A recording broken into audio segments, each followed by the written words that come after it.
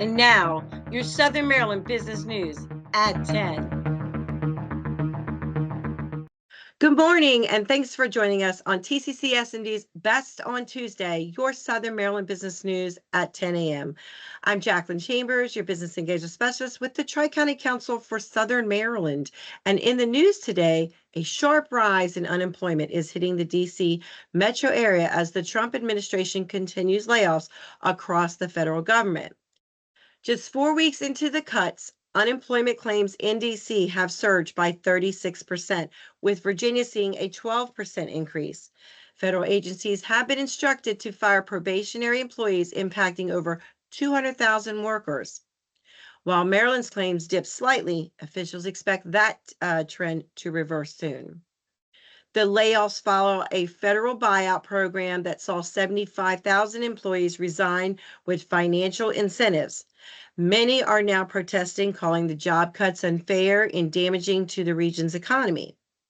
Elon Musk, head of the newly established Department of Government Efficiency, says these layoffs aim to reduce waste and improve productivity.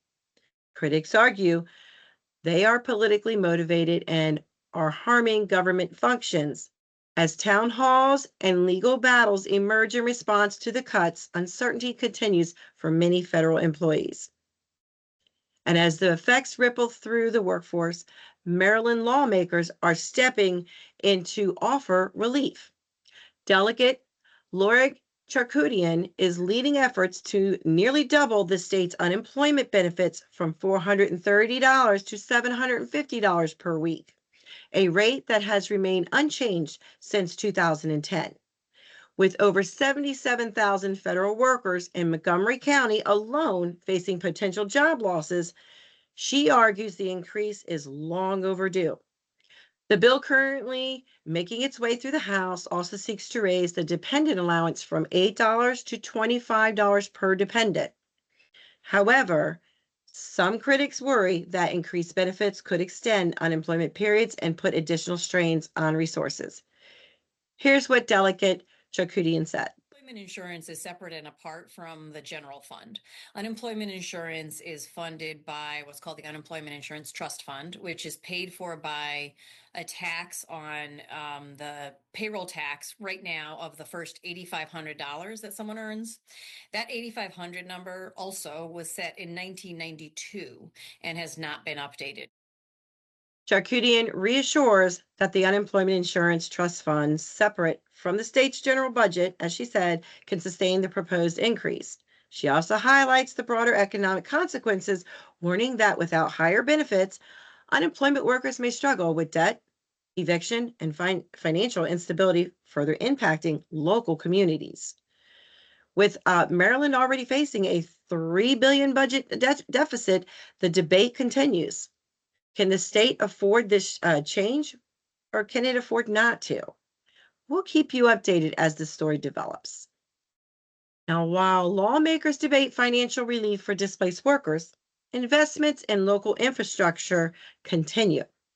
St. Mary's County has received $75,000 from the Tri-County Council for Southern Maryland to complete upgrades to the St. Mary's County Regional Airport. The funding will improve the front of the airport terminal, marking the final phase of a $380,000 investment that began back in 2021. This initiative is part of the larger Air Park Innovation District, a regional effort to expand aviation and aeronautics industries. Since 1978, the airport has secured over $34 million in funding, reinforcing its role as a hub for aviation research and business development. And in nearby Charles County, officials are also evaluating financial strategies, this time with the county's pension system. County leaders are considering changes to their pension plan to address financial liabilities tied to former employees who left before becoming fully vested. Currently, these accounts continue earning interest, adding to long-term costs for the county.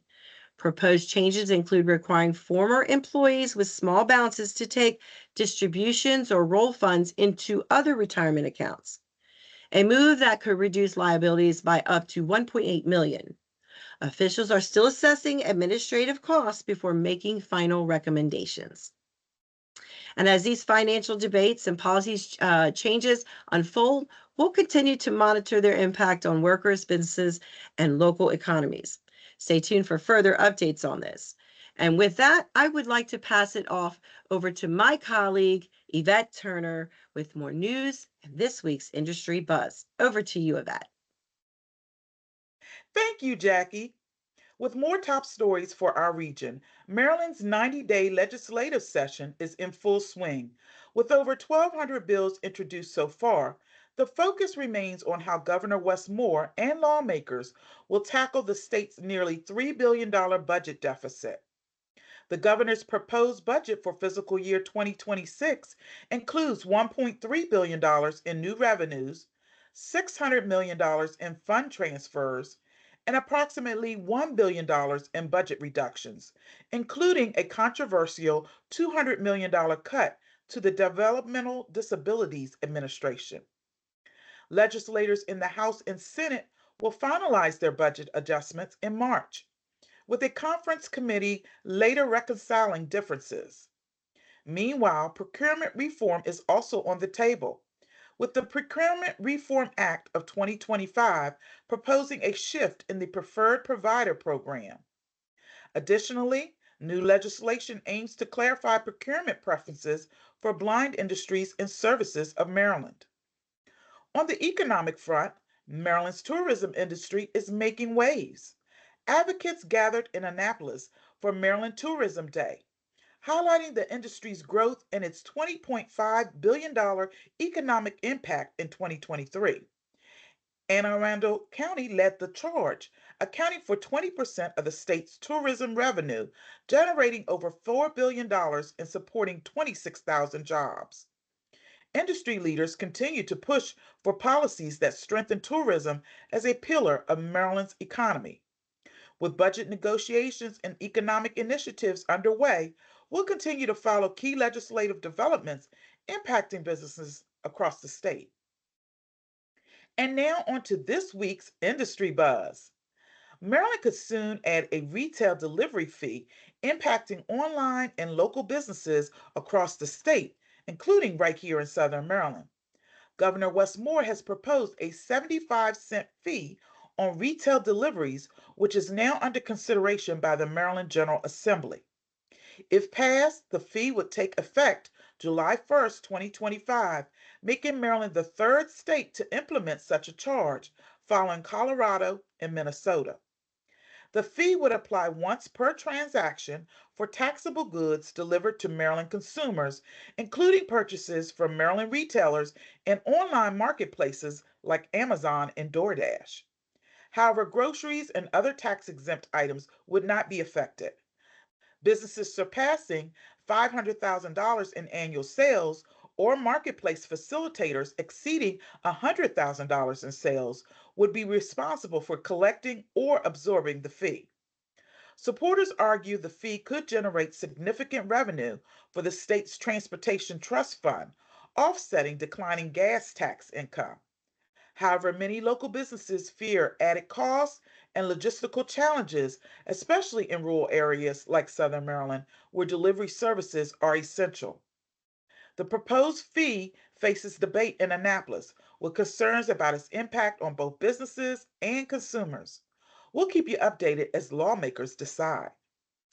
And next up, Southern Maryland's business landscape continues to grow with more new business openings and commercial developments, bringing exciting new dining and retail options to our communities.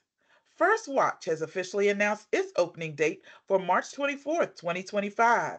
The breakfast, brunch, and lunch chain will take over the former Bob Evans at 3345 Crane Highway in Waldorf. Known for its fresh, made-to-order menu and juice bar, First Watch operates over 535 locations nationwide.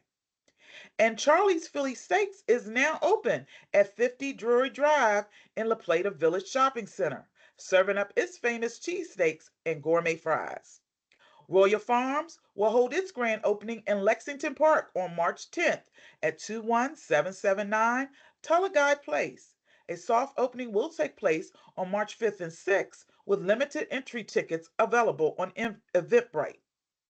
And Chick-fil-A is bringing its signature chicken sandwiches and waffle fries to Charlotte Hall. The new location at 29920 Three Notch Road will officially open on February 27th. And Chipotle is coming to the Lexington Exchange in California, Maryland. The new location will be part of a larger development that includes a yet-to-be-named big box store and a new restaurant. And Tia's Cantina, a Mexican-inspired restaurant, recently opened at Wildwood Shopping Center in California, Maryland. The eatery offers an authentic dining experience featuring signature dishes, handcrafted margaritas, and an extensive tequila selection. And Domashi, a fast-growing Asian fusion chain, has also arrived in Lexington Park, bringing a diverse menu of poke bowls, ramen, and boba tea. With new businesses opening across the region, it's an exciting time for Southern Maryland.